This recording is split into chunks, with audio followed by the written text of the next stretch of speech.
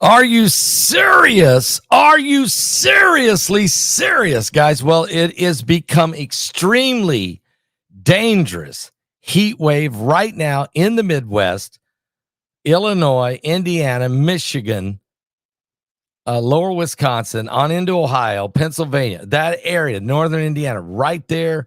It is absolutely unbearable.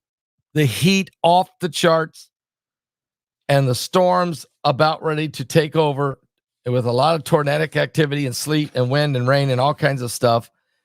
And I'm going to tell you all about it, guys. Give me one moment here. I gotta tell you about this guy. Guys, getenergy1.com/Paul. That's getenergy1.com/Paul. Watch what protein shakes do to your body. Be careful. There's a protein drink. It has almond butter, which has a peel that is a lectin containing food. You have pea protein, but peas are one of the worst combinations of lectin containing foods and cinnamon, which is probably the only thing that's actually good in it. Stay away from this. You need to read the labels, guys. You've probably noticed that there's a lot of alternatives to milk, often plant-based, but beware. What? Just because it came from a plant doesn't mean it's good for you. Oat milk is just plain bad for you. The protein in oats actually is like gluten. Look, the only purpose that you feed a horse oats is to fatten them up. Oats have no place in the human diet. And here's a problem with almond milk.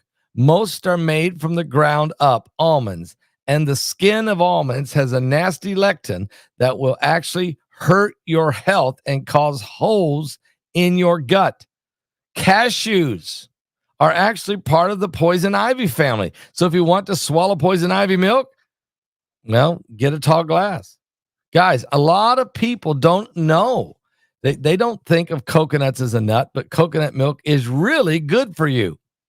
But if you're looking for a protein-rich milk to drink in the morning and to add to your coffee or in your morning shake, here's what you need to know.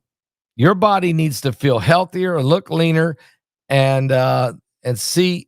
And look, protein is crucial for building muscles and bones. So eating protein in the morning provides the body the materials it needs. And that's why I always eat eggs, and that is what you need.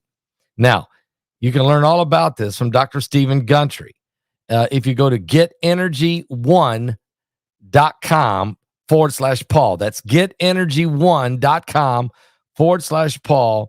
And it's right there below. Click on that link below this video. It'll take you straight there. You need to see what Dr. Stephen Gundry has to say about this. I mean, this guy's brilliant. And wow. That's why, a lot of stuff on the labels, you got to do the research. Oh, wow. Anyway, guys, we got talking about research. We got to talk about the weather.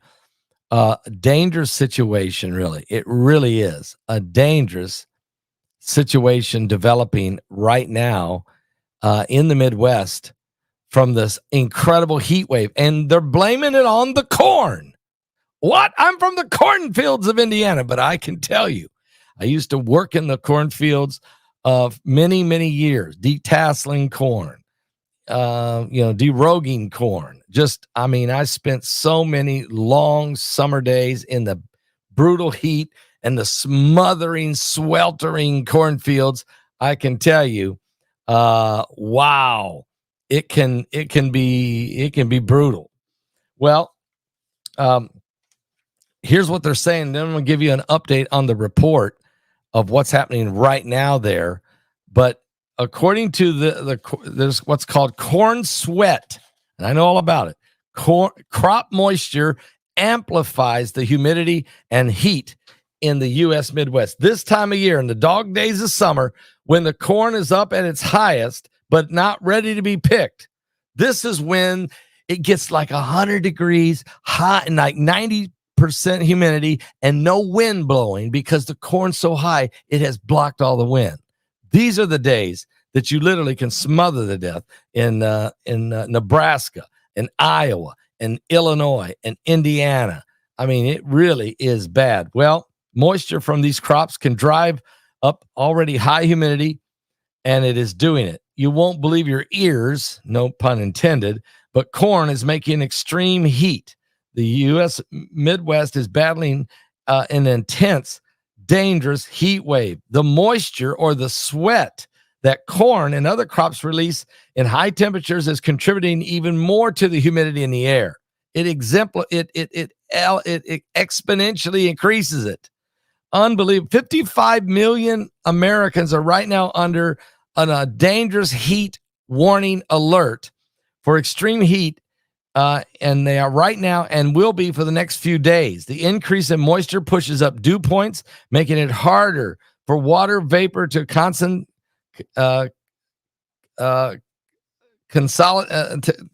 Oh goodness, for the moisture to go up, to condense, and so it just smothers you. It literally smothers you. And the U.S. is the largest producer of corn in the world, and so as well as ethanol, which the country primarily makes from corn kernel starch. Okay. And so Iowa, Illinois, Indiana, I'm telling you right now, guys, Nebraska, you just can't breathe. It is unbelievable. It's put on. It has made this a very critical moment because of the heat. Yes, I will talk about the volcanoes. Yes, thank you. They're going off. We knew they would. We talked about it, how they was shaking and quaking and all that. Thank you for. We'll get to those. The volcanoes in Italy. Yes. And remember, we've been telling you that Mount Vesuvius and Mount Etna and some of the others are ready to blow, and it's just it could literally wipe out Rome, wipe out Italy, parts of Italy, Naples, all over the place. Okay, here's what's going on in the Midwest. Today, record heat for the Ohio Valley and the Tennessee Valley and the Southern Appalachia and Mid-Atlantic. Active thunderstorms right now, heavy rains, flash flooding, severe weather possible, tornadoes for large portions of north central to east central United States.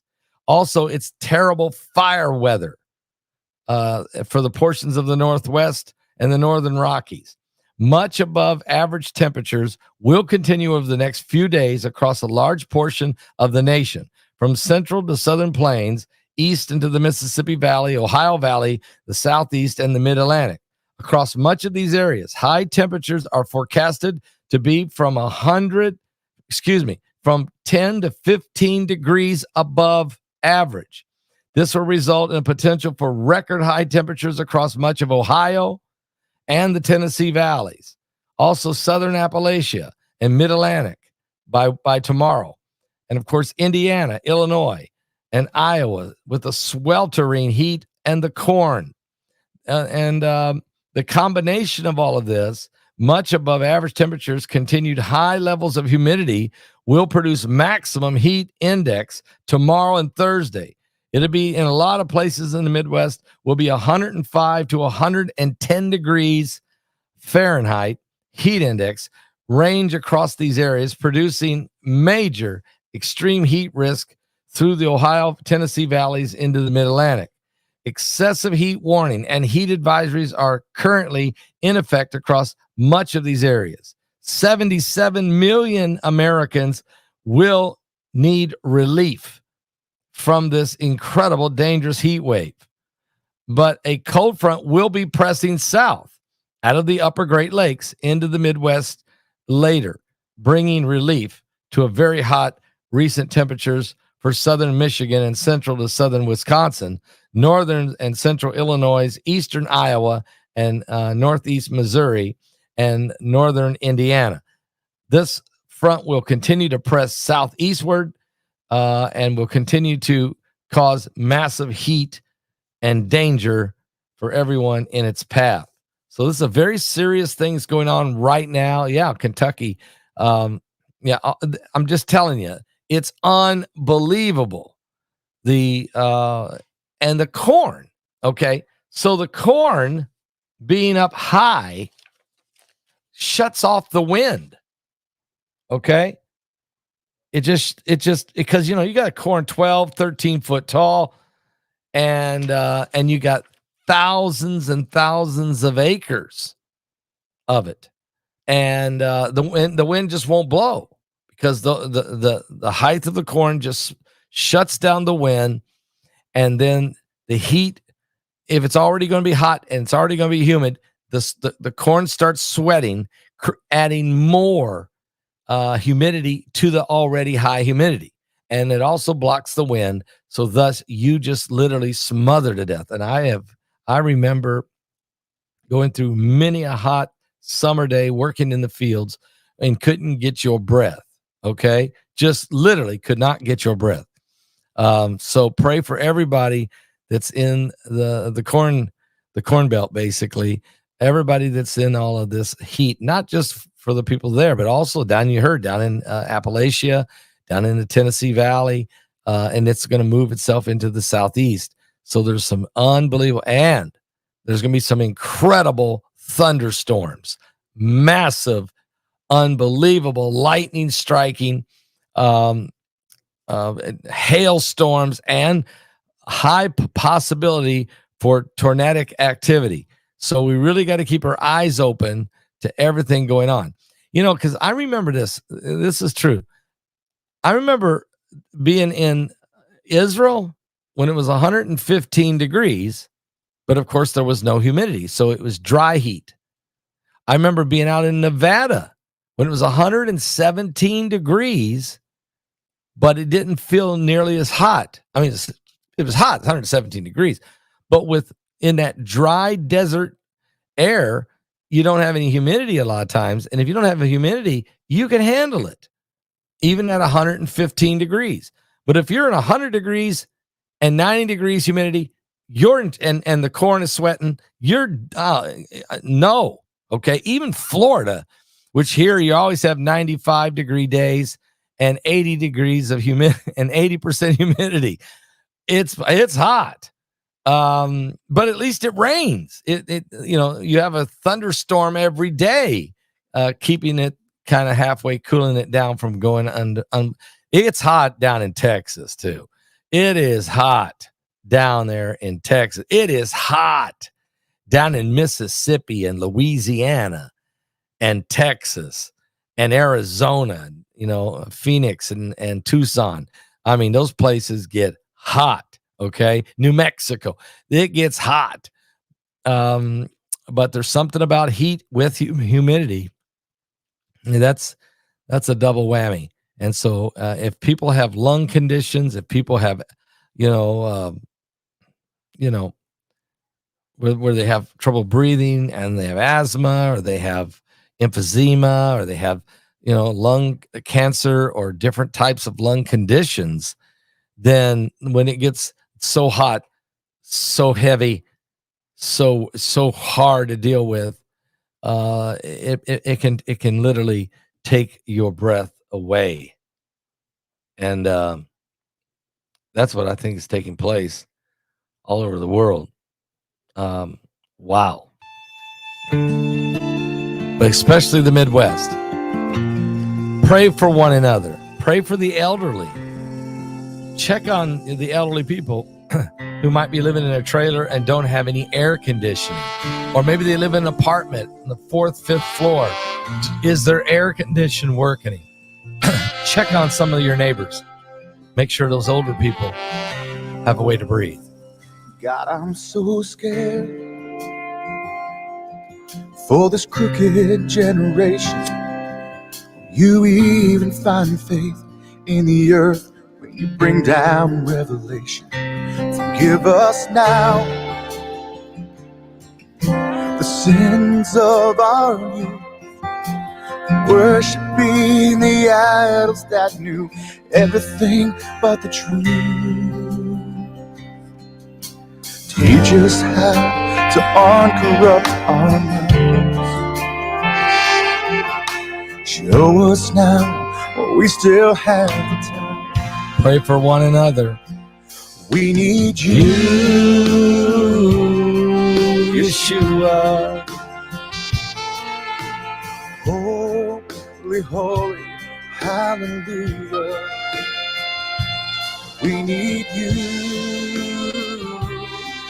Yeshua. Holy, holy, hallelujah. We abandon everything to follow you, our King. We throw our gold and silver in the stream. How much will we see before the fire falls? Lord, could this really be the last altar call? We need your blood over the doorpost of our hearts.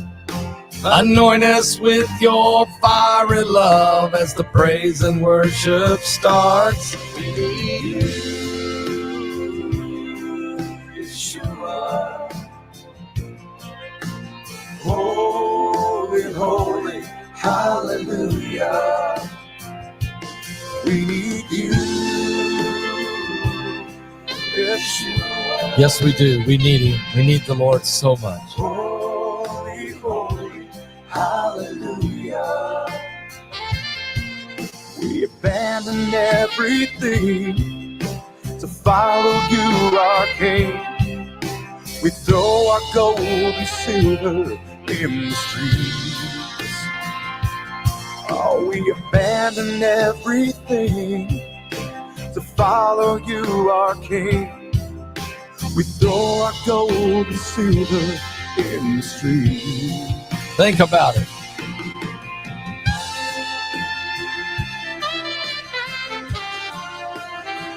All we do.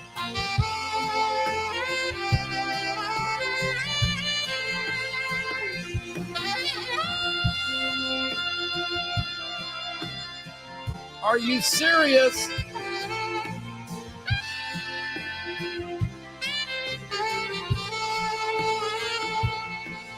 We abandoned everything to follow you, our King. We throw our gold and silver in the street.